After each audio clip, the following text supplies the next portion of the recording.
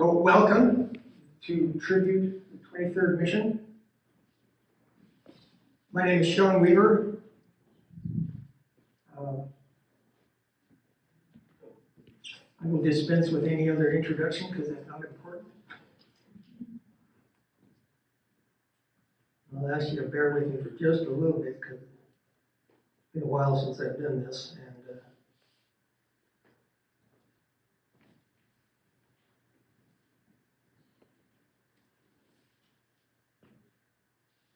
I'm even having phone trouble there. So.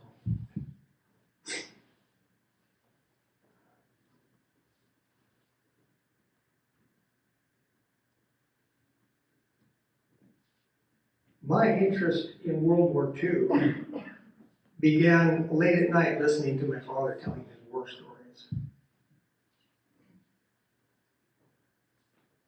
A mid-air collision on D-Day, a direct hit by 88mm flak artillery, two 100-pound bombs suddenly dropping through the bomb bay door into some poor unsuspecting Englishwoman's backyard, and many, many more. As I grew older, my interest grew through my hobby of building model airplanes and tanks, especially tanks. And as I got better at it and started to paint the insignia on the uniforms, I wanted to learn more about the men who fought and died in those brutal machines. So I read biographies and histories, and in the process, I learned a little bit of what it cost in terms of suffering and human sacrifice to secure the freedoms that we frankly too often take for granted. I also learned a little bit of what Sandriano meant when he said that those who cannot remember the past are condemned to repeat it. But what are we to remember? And what is it that we're to avoid repeating? The trouble with history, the trouble with history is that too often it's served up as a dry, tasteless dish of names and dates, an almost endless roll call of casualty statistics with numbers so high as to boggle the mind and numb the heart. But as Jody Rickard so aptly put it in her article titled Connected by Courage, quote, history is always different in person. So I'd like to take just a little slice of Lieutenant Shaun Weaver's history and make it personal for you. This presentation, however, is not a tribute to the man in uniform, but rather to ordinary people, just like you and me. People who once stood at a dangerous crossroads where ethical action and rational self-interest lay in opposite directions. And when faced with that choice, had the courage to be a force for good instead of opting for self-preservation. Of the literally millions of stories from World War II that can be told and should be told, this is a tribute to the citizens of Holland who risked their lives and often gave their lives to fight against tyranny and to be a force for good. Like so many young, engaged couple in those days, Ted and Sylvia thought it best to wait until he returned from his tour of duty in Europe to be married. This is October of 1943 when they got engaged, and the Allies had yet to retake the continent. D-Day lay ahead.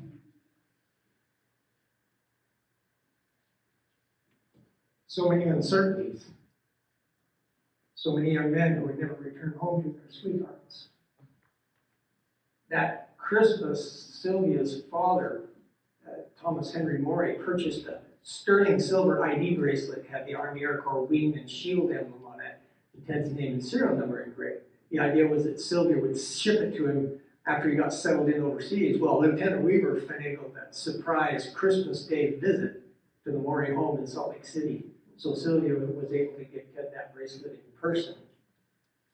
After he arrived in England, he went to a jeweler in London, and he had Weaver Ted, because that's the way it is in the military, right? So it's Weaver this, Weaver that. Weaver Ted, Sylvia Morey engraved on the back of the bracelet, and sometime later he took a penknife and carefully carved a heart around their first names with a little arrow through it. On the night before his 23rd mission, Ted was troubled by an odd feeling. He said he felt like he was in a completely unfamiliar place. There was nothing unusual about upcoming missions, although they would have a replacement waist gunner along named Stanley Nalipa. Sergeant Nalipa was a Pulaski veteran, a highly decorated Pulaski veteran. This would have been, his next mission would have been his 35th and final mission, and he could be on his way home. And so Ted thought, well, you know, I want to write somebody a note, but the mission I flew today, the training mission, wore me out quite a bit. I'll wait till tomorrow. But something warned him not to wait, but rather sit down and write a note anyway. So he writes a short note to Sylvia, thinking, oh, he'll write more tomorrow. And sure enough, no sooner than his eyes closed, his head hit the pillow in that order. Weaver, breakfast, briefing at 0100. The mission was to bomb an aircraft factory and airfield in Bernburg, Germany. Because of the nature of the target, they were told to expect heavy anti-aircraft fire and determined fighter resistance.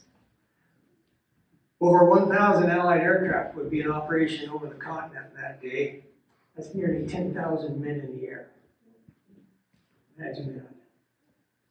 Well, the bomber that Ted and his crew were assigned was number 42-99966W, Full House.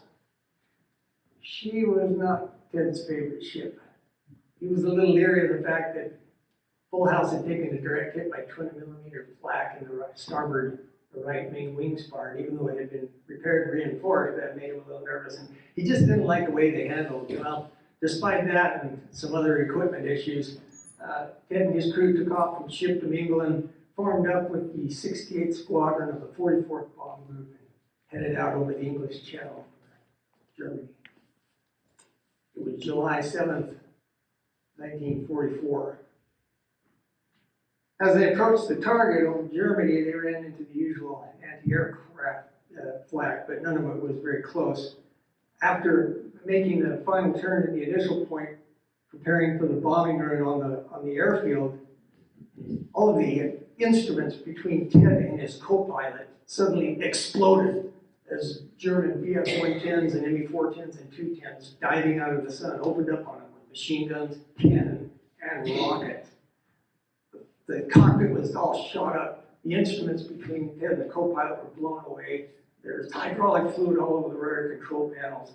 The top gun turret canopy was completely blown away, and all 4 engines had sustained damage. Full House was quickly losing altitude, falling behind.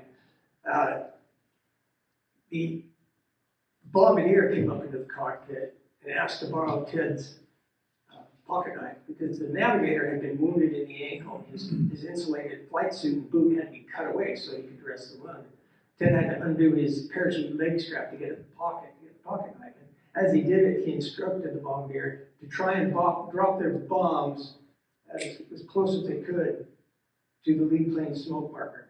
There's some typical damage of a direct hit on the cockpit, and the damage inside can't really tell too well. So he tells the bombardier to drop their bombs as close as possible to the lead plane smoke marker so that they can at least try to hit the target. And he also instructs him to have the navigator plot a course for Holland. Well, I can't regale you with all the gory details, but suffice it to say things in the cockpit were getting pretty hectic. One by one, the engines began to fail. They were losing altitude so badly they started jettisoning everything, including guns and ammunition, even though they were still being attacked by ME-109s and Wolf 190s. They did have some fighter help, some P-38s and P-51s were helping keeping them off. But things were getting pretty hectic, and Ted knew they were still over Germany, so he didn't want his crew to bail out just then. He wanted to get as close to Holland as possible. But then right on cue, those 2 starboard engines caught fire. So Ted rang the abandoned ship bell, and the crew began to bail out. Sergeant Nalipa in the back of the plane had been badly wounded, and the tail gunner and the other waist gunner had to help him out of the plane. They put his hand on his ripcord, made sure he had a hold of his ripcord, and then they hoisted him out the waist gunner window and yelled, "Pull! Pull!"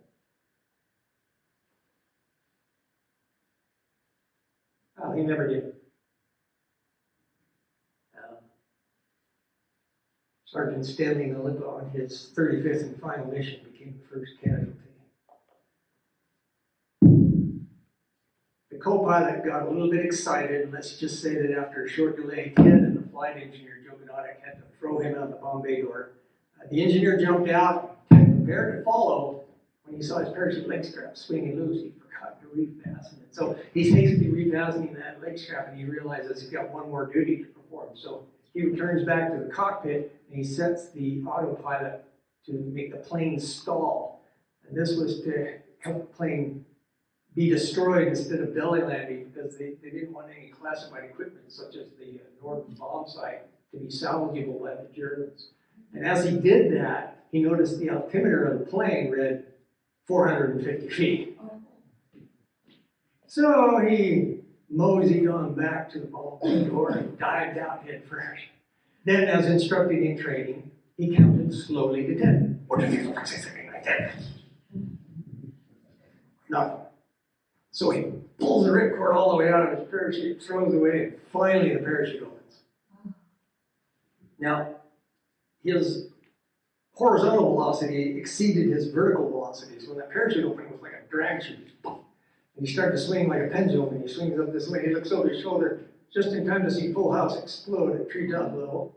Then he swings back the other way, and he looks back, and he sees his crew all strung out in a line behind him about a mile away. And he thinks, oh, I should guide myself over that way. And then he thinks, oh no, I shouldn't guide myself that way because we're more likely to evade capture if we're widely dispersed. In any case, he hit the ground before he could do anything about it. He could hear the Germans hollering before he landed. And so he knew they were close by.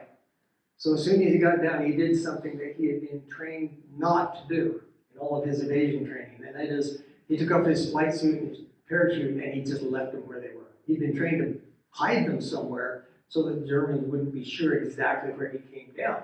But he could hear them coming, and he knew he had precious little time and decided hiding took priority.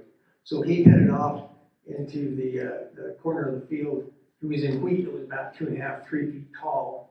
And he could hear dogs running around barking. So he dropped down to his hands and knees, and he carefully crawled between the rows of wheat, trying not to crush it down. And he only moved when the wind would blow the wheat to kind of hide and camouflage his movement. He arrived at the southwest corner of the field, started taking off all of his air corps insignia and taking anything out of his pockets that were personal effects that could identify him with anything back home. He had a photograph of Sylvia, so he ripped it in half and buried her face and just kept the bottom half to remember her by. Everything else went into the hole. Everything, including the bracelet. He had both their names on the back of it. Now, this was standard procedure in evasion training to prevent the Germans from getting a hold of information and then perhaps blackmailing family back home into espionage or even sabotage. So, puts everything in the hole, buries it. What Ted did not know at this time, and did not find out till sometime after the war, many years after the war, was that the owner of the wheat field he had landed in, one Baron Schumacher, gathered up his parachute and flight suit and buried them under a newly planted shrub. What he did know was that the sound of the search was getting louder and closer. The dogs were barking, trucks were roaring around, he could hear rifles going off. So he pulls the wheat over him as best he can, and he lays there. He describes what happened next this way. He says, quote, I heard a soldier approaching my position. He walked steadily toward me until he was close enough that I could hear him breathing. He couldn't hear me breathing because I wasn't. One more step, and he would have stepped right on me, but he didn't ever see me. He stopped, and I suppose he could see clear to the edge of the field and figured I couldn't possibly be between him and the edge without him being able to see me. So he turned around and he went back. He didn't have a dog right with him. Although there were dogs in the field running around barking, I'm sure he would have nabbed me immediately had the dog been with him. End quote. So let me interrupt for a moment here and ask, did you catch that last act of heroism? I mean, there's been a lot of fairly dramatic episodes in the narrative so far, and I haven't even told you half of them. But the most significant act of heroism happened quietly and thankfully unnoticed. Farmer Schumacher gathers up the parachute and buries it under the bush. Doesn't sound very heroic, does it? But he did that knowing that at any moment, the soldiers could show up, and at the very least, they would arrest him right there, but more likely, they would simply execute him on the spot. He knew that, but he did it anyway. Why? You think hatred of the enemy was his only motivation? Now, Ted had another dilemma. At this point, he still didn't know if he's even in Germany or Holland or what exactly. Holland is west of Germany, so he's thinking, well, maybe I should wait until dark and then make my way further west before trying to make contact. There were farmers out in the field harvesting, and he'd heard stories about German farmers impaling American airmen with their pitchforks, because they were angry. So after what Ted refers to as quite a lot of praying, he decided to wait until after the farmers went in for their midday meal and then approached them as they were coming back out. At least then they wouldn't have their pitchforks right with them, and by that time, the German searchers had given up and left. So, when the time came, Ted got up and started to walk toward the nearest grouping of farmhouses, and there were a number of people just emerging from their dinner. He was about 25 yards from the house when he decided to speak up with a phrase he had memorized in German from his escape packet, which meant, "I'm an American pilot, good day. Ich bin Amerikanspilot, guten Tag." They didn't pay any attention to it. So I waited until he got a little closer. There were children milling around, people coming in and going. And he spoke up again. "Guten Tag, ich bin Amerikanspilot." It was as if someone had set off a bomb right in the middle of them. They start scurrying around. Mother Schumacher shuffles the children back into the house. Farmer Schumacher grabs him by the arm and pulls him over and sits him down in a chair. Someone even handed him a glass of water. Now the tricky part. Communicating. Poor Farmer Schumacher. He tried Dutch, Italian, German, Russian. Ted's limited Spanish did nothing to break through the language barrier. Finally, Ted decides he'll try another phrase from his escape packet. Wo der Feind ist? Where is the enemy? At this, Farmer Schumacher pointed directly at Ted, and then turned a complete circle. So, after the chill left Ted's spine, he was somewhat relieved to understand that Farmer Schumacher didn't consider him the enemy, but with little consolation understanding that the enemy was all around. He knew his only chance for evasion was getting in touch with the Dutch underground. Just then, Mrs. Schumacher exclaims, "Politie!" and jumps on a bicycle. That's police. Farmer Schumacher stopped her, told her to get Ted something to eat. He took the bicycle, mounted it, and rode away. When he came back, he had with him a young man named Everett Vermeer, who interrogated Ted to make sure he wasn't a Nazi mole. When he was satisfied, Everett put him in touch with Jan Rorda, the leader of the underground in that area. I'd like to stop here and share with you a couple of very personal stories. So personal, in fact, that I had to get permission to share these. Tender mercies that the Lord saw fit to bestow on family back home. Now, I don't know because I've never experienced it myself, but I've been told many times giving this presentation that the only thing worse than having a loved one killed in time of war is having a loved one missing in action, not knowing where they are, how they are, whether or not they're even alive or not. So while all of this is transpiring in Europe, 8 time zones away back here in Salt Lake City, Utah, Sylvia's father, Thomas Henry Morey, had a dream. And in this dream, he saw a B-24 shot down in a fierce aerial battle. But he had the distinct impression that Ted was all right. So in the morning, he sees Sylvia at breakfast. He says, "Ted's been in a terrible fight, but he's alive." Now go with me to Norton Air Force Base in San Bernardino, California, where Ted's younger brother, Dan, also in the Air Corps, a radio operator, is studying to be a flight engineer. He relates the following experience, quote, "This afternoon, near quitting time, our instructor had taken a few of us up into the cockpit of a B-24. We were studying the instrumentation. When the siren sounded, signaling time for the return back to camp for evening chow, all the guys rushed out except for me. I sat down in the pilot seat, Tennessee, to get better acquainted with his plane. It became strikingly evident to me that if any one of these very complicated systems should fail, the large plane would not stay airborne. Then followed the most fervent prayer I have ever offered. I prayed just as hard as I know how, asking Heavenly Father to please protect my brother from harm. After my prayer, I had the most extraordinary experience of my young life. As I sat there, everything became absolutely quiet and still, a thing that never happened at Norton Air Force Base. There were always jeeps running around or planes revving up or landing or taking off. This sudden silence really got my attention. Next, I heard my name spoken, Dan. I was sure all the guys had left the plane, but I looked back just to make sure. And when I turned to the front, there was nobody there. When I turned back to the front, suddenly all hell broke loose, so to speak.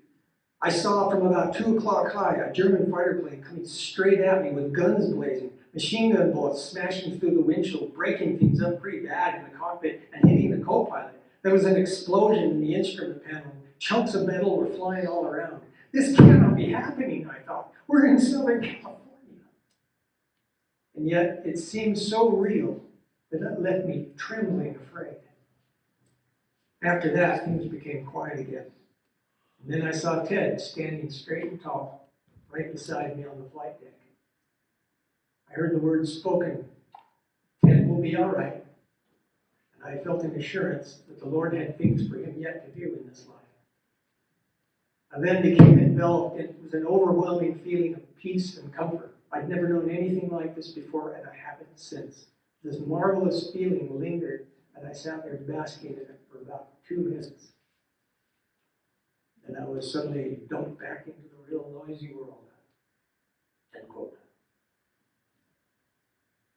Once the official word was finally received about 2 weeks later that Ted had been shot down and was in fact missing in action, Sylvia's father sought confirmation that his impression about Ted was correct.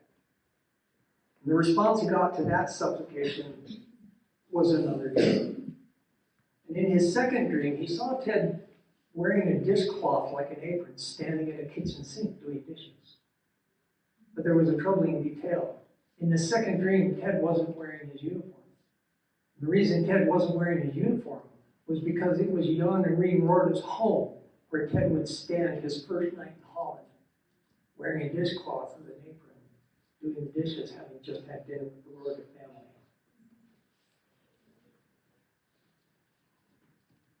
So his family gets this tender mercy of reassurance that Ted is alive. But what do we say about the Daphne Kellys of our world, whose husband of only 14 short months did not return from the battlefield of Europe?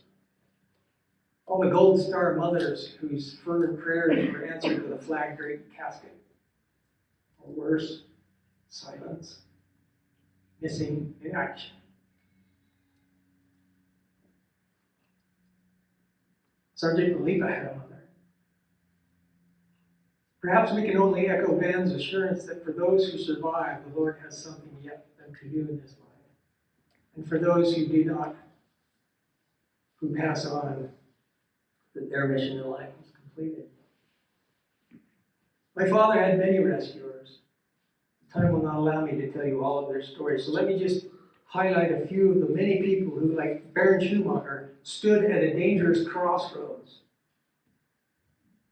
and had the courage to be a force for good instead of just a force for self.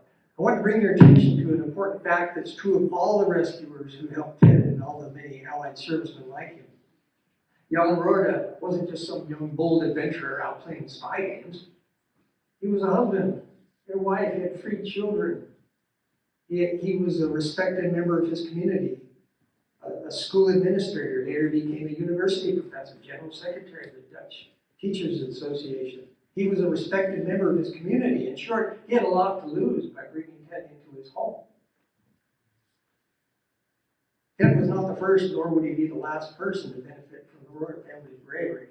And by this time in the war, the typical Nazi response to finding the Dutch family hiding Allied soldiers of Jews was to execute the entire family and burn the house down. A warning not to aid the enemy. Another thing to keep in mind is that there was a Dutch Nazi party, the NSB. So the underground not only had to worry about the Nazis, they often had to worry about their neighbors. The Dutch NSB gained a reputation of being especially brutal, as if they maybe felt like they had to prove themselves to the German Nazis.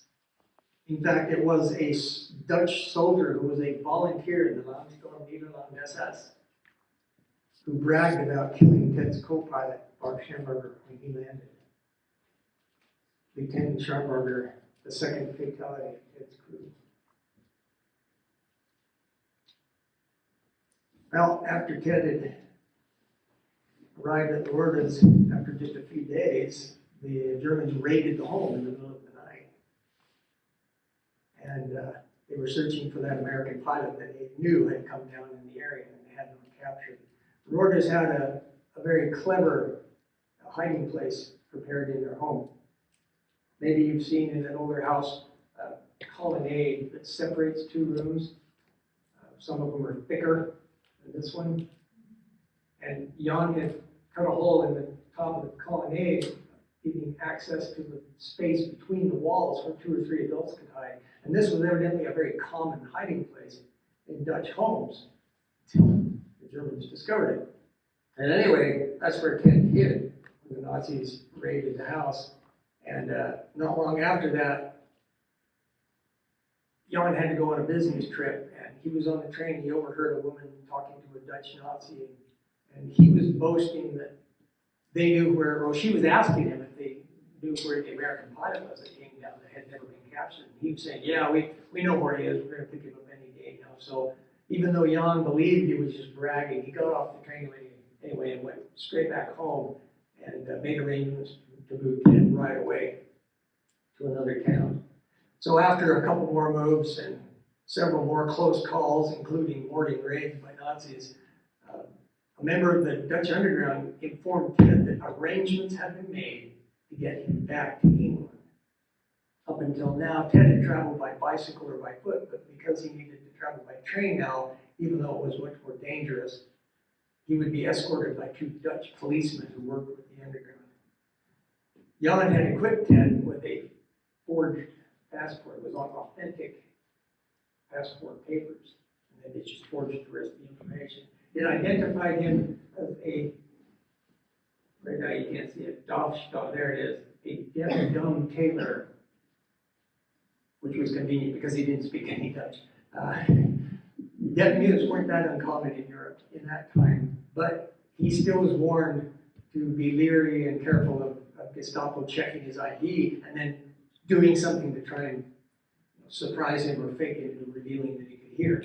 So sure enough, not long after they got on the train, here comes the Gestapo agents checking IDs, and Ted tried to move away from him by offering his seat to a pregnant woman, and he moved back as the Gestapo agent moved forward. So eventually they decided they had to get off the train.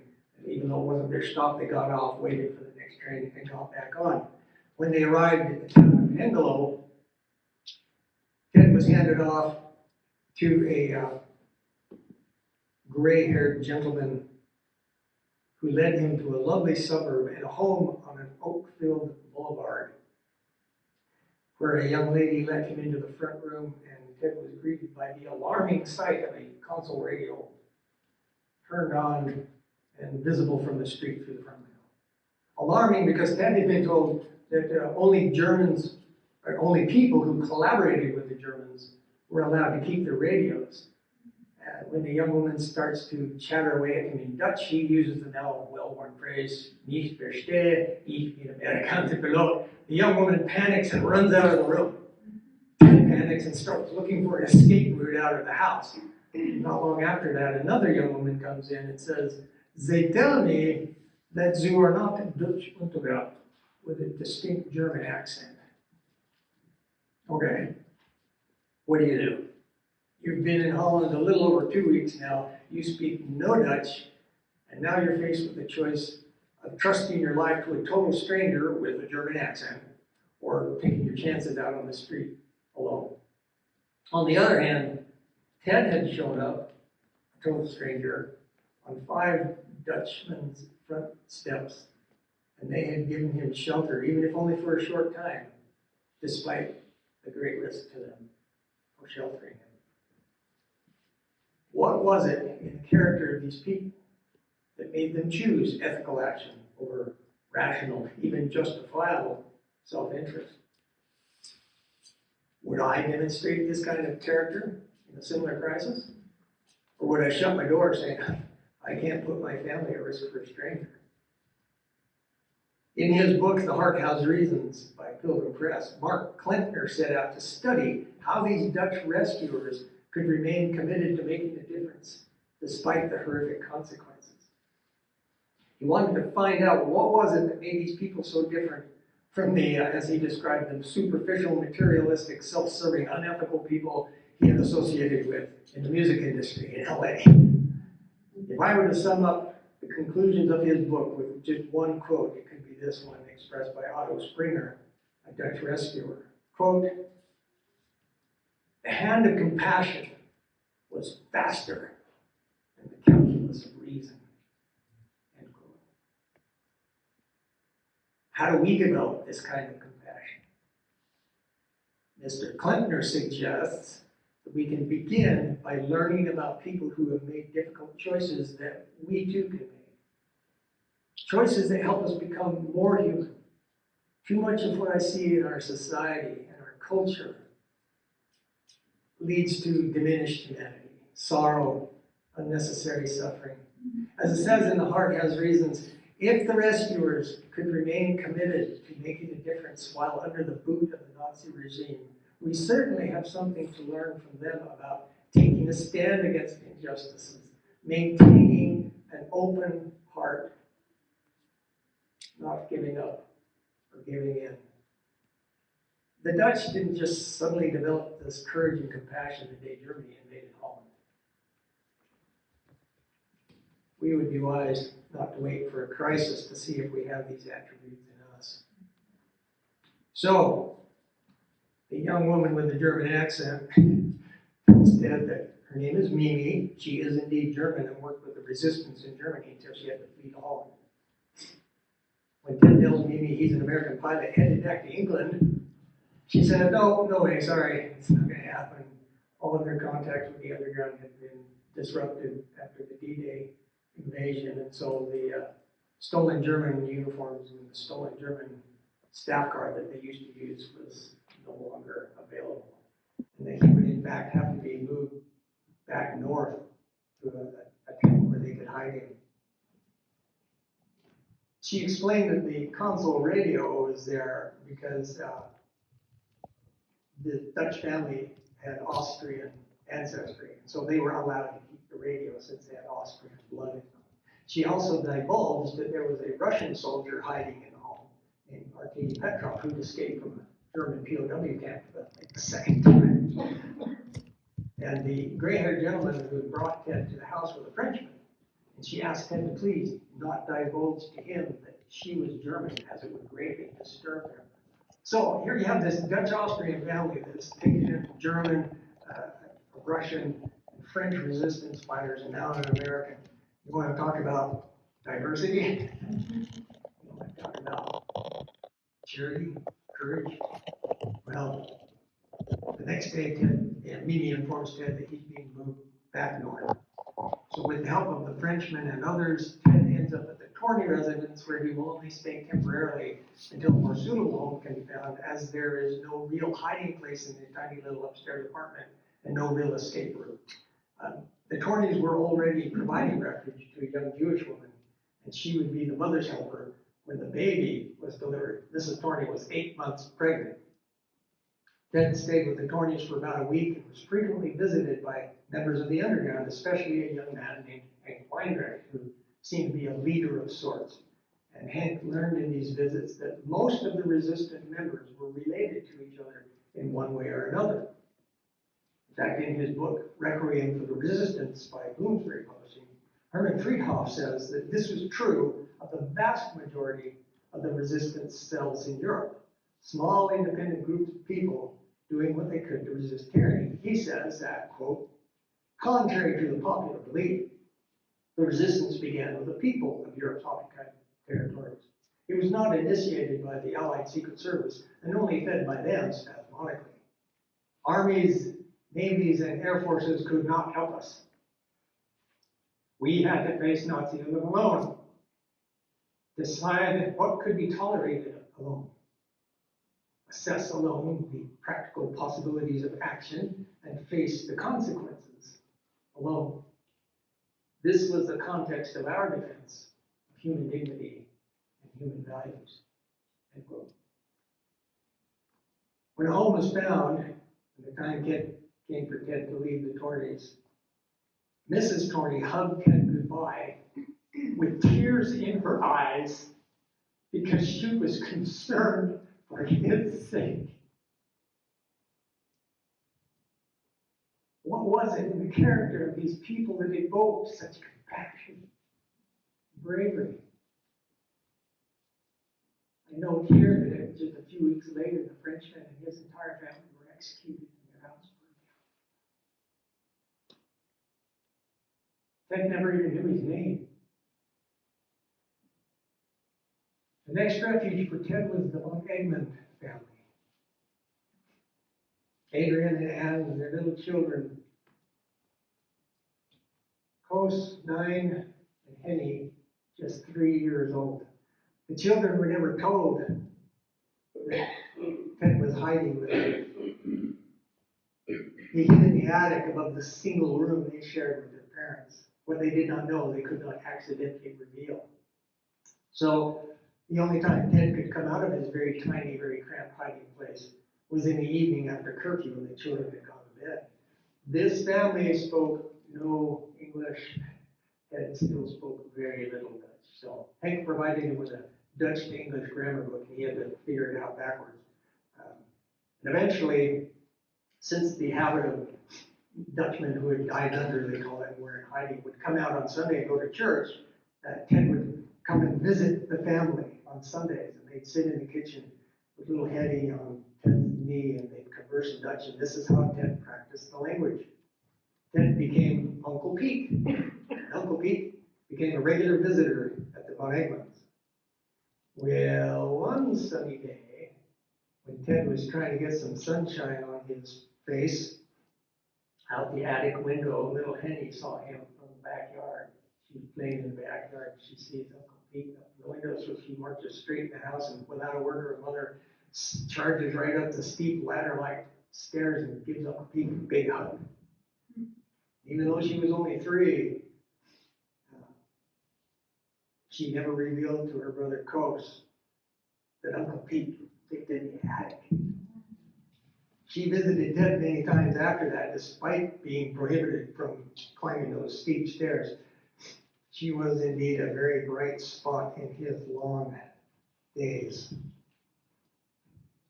Ted spent nearly 3 anxious months in that 8-foot by 10-foot attic without a bath the entire time.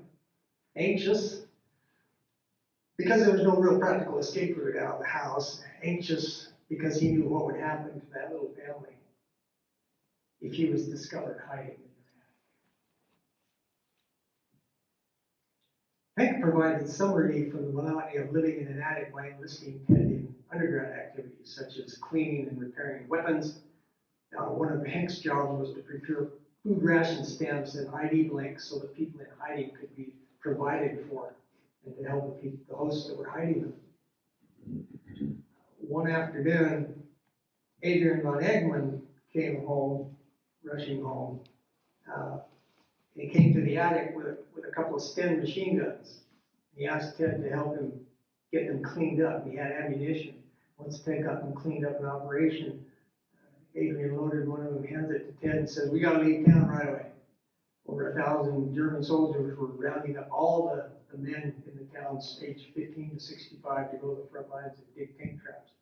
So Adrian and Ted went to a farm where they met up with Hank Weindrich and Hank's brother-in-law Herman, and the Russian soldier named Artemi, and an American airman named Sergeant Jim Burnett, who bailed out of a B-17. After a restless night spent on the haystack, Hank and his brother-in-law Herman took Ted and Jim and Artemi towards what they called the Great Forest, where they could better evade capture. Now, Ted had grown up a cowboy in Wyoming, and there, the Targhee Forest, so thick you can barely see past 15 yards into the dense lodge full time.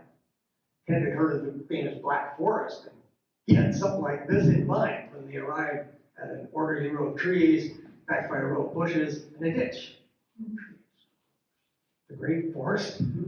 Well, they could hear German soldiers in the distance moving. The Allies and the Dutch decided they better separate because the Allies in civilian clothing would be automatically pegged as spies. So they separated, and they thought, well, we better move into this great forest, see if we can find a place to hide. They start jogging into this great forest, and almost immediately they find themselves back out in an open field. So Ted thought, well, maybe the great forest is great in the other direction. So they headed the other way, and after a very short run, they found themselves back out in an open field again.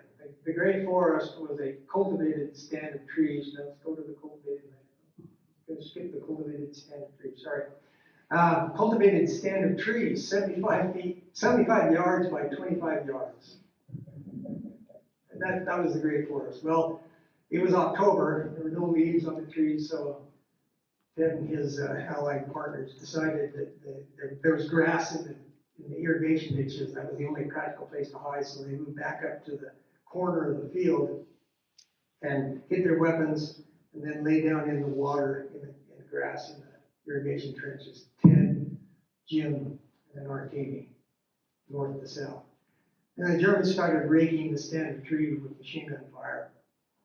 Not long after that, they heard what sounded like submachine gun fire, only it was moving north to south, south to north. The Germans were walking up and down the trenches, the irrigation trenches, shooting into the bushes and into the water as they walked. And they got to the ditch where the Allies were hiding, and they were shooting into that ditch, and the last bullet hit about a yard away from Artemi's feet, they figure. And the Germans stopped shooting, presumably because they could see to the end of the ditch and figured, well, clearly nobody here, and he left. Once again, divine intervention averted catastrophe. Now, because of this great roundup of the civilian population, the entire underground network was broken up.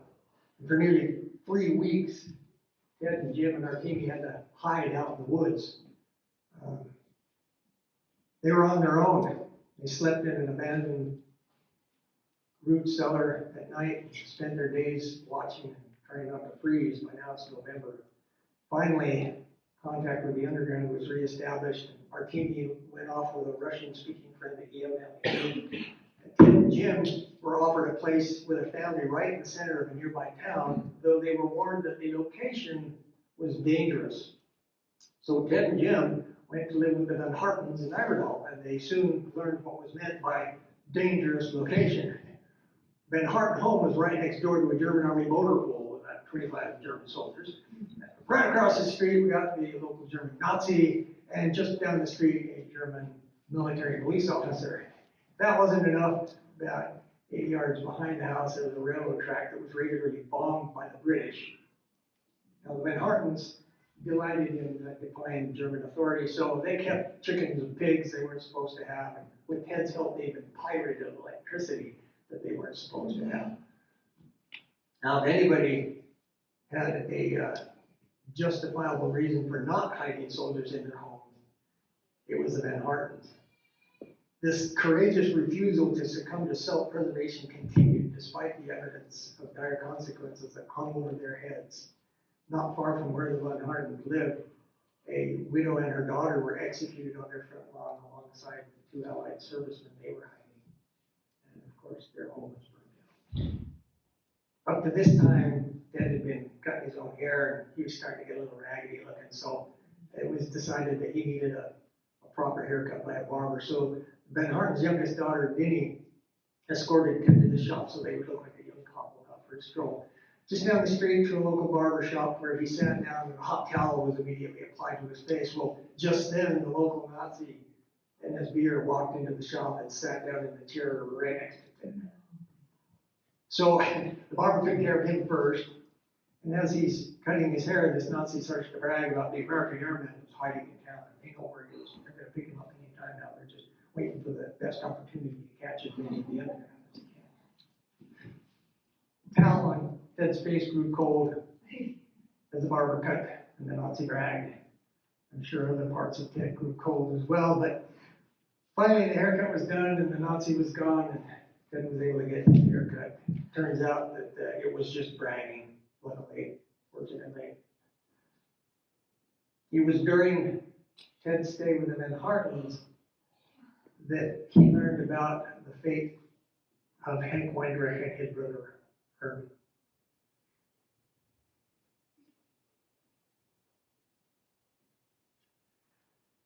After an unsuccessful interrogation, they were taken into the woods where Herman was tied to a tree.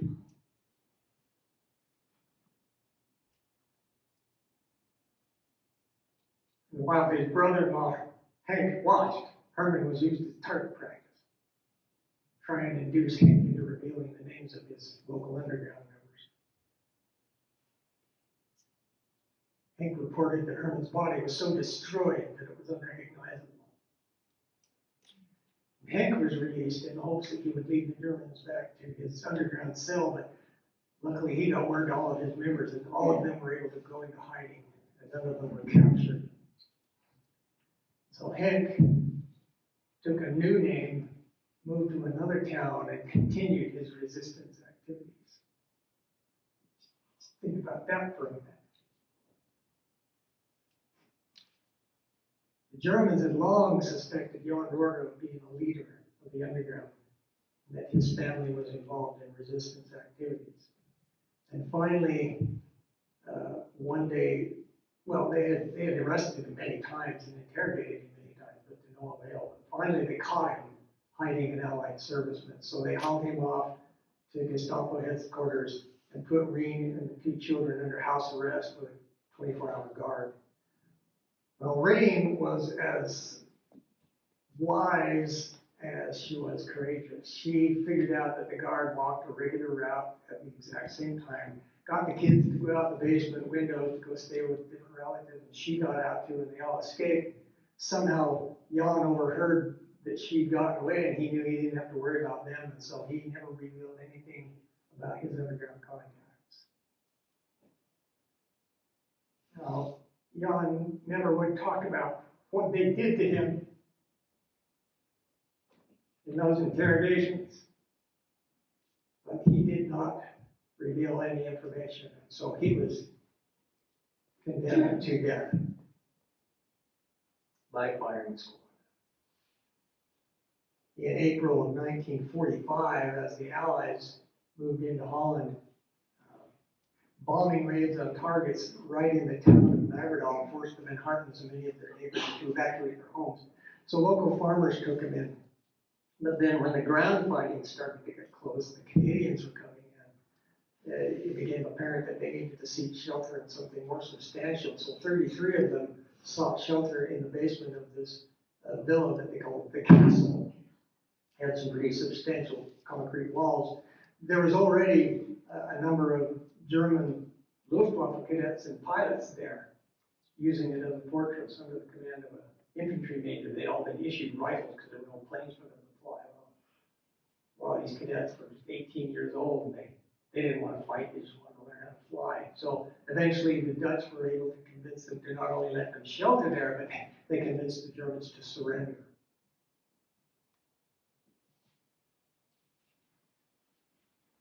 That meant that Ted and his Dutch rescuers were finally liberated, but it meant that they also had precious little time for a hasty and emotional farewell.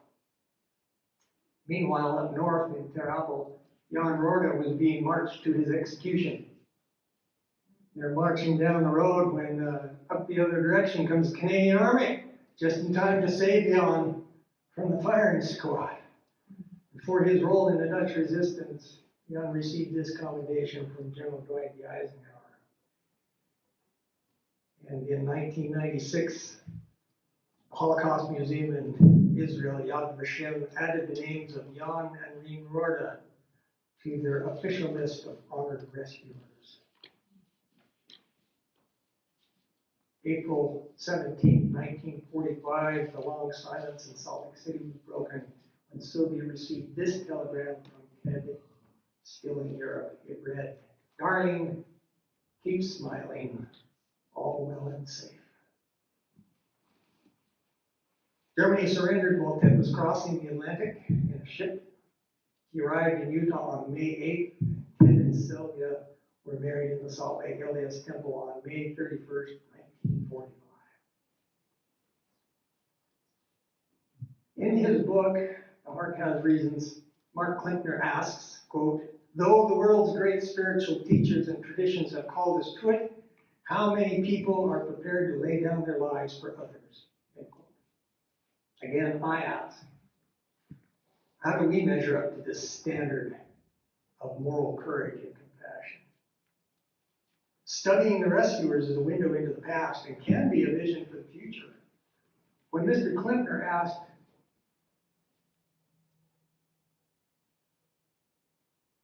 the rescuers how they developed these characteristics, they simply said that it's what they always did in their homes. That should sound familiar to you, some of you who attended the conference. It was just what they did in their homes. He was looking for some indefinable something that went into the making of a hero, but these rescuers insisted that they weren't anything special. They did not see themselves as heroes or extraordinary. The astonishing revelation to Mr. Klinkner was that compassion and moral courage are learned behavior that is learned best and was greatest effect in the home from parents. This kind of educated heart often belongs to those who had it modeled for them. And I can stand before you today and testify to you that this principle is true because of people like the Van Hartens, the Rordas, the Von Egmonds, and Ted and Sylvia Weaver. Because I've seen them modeled for me in my home, in marriage, and in society. By my parents, by my community, not in times of great crisis, but in everyday, simple, day-to-day living. We can be that kind of role model too. All we have to do is choose. Choose to be a force for good instead of a force for self. As Richard G. Scott said, quote, "Character is not forged in the heat of battle when you are challenged. It comes quietly from decision after decision made with proper use of agency. It is used when challenge is upon you." End quote. How we treat each other in our mundane, everyday interactions will largely determine how we treat each other in a time of difficult decisions. Consider this. Have you ever needed the compassion of a total stranger? Have you ever given a stranger an unexpected kindness? May I suggest here what Alan H. Oakes has said? What unites us is far more important than what differentiates us.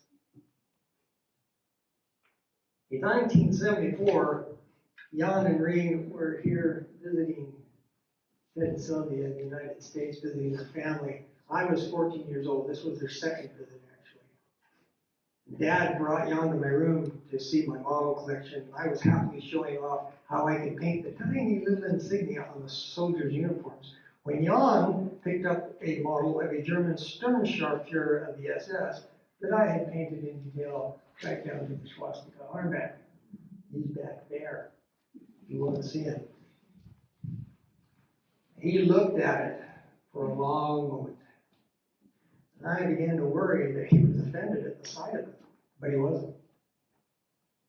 Took out his wallet, he gave me some money, and he encouraged me to continue with my hobby. And then he gave me this admonition. The world must remember what happened. Never let them forget. I owe these Dutch rescuers my very life. And so I give them this tribute.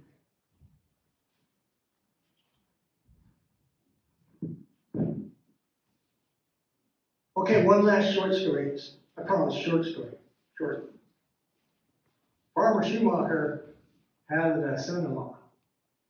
And 15 years after Ted parachuted into his wheat field, that son-in-law was plowing the field when he discovered something metallic in the southwest corner.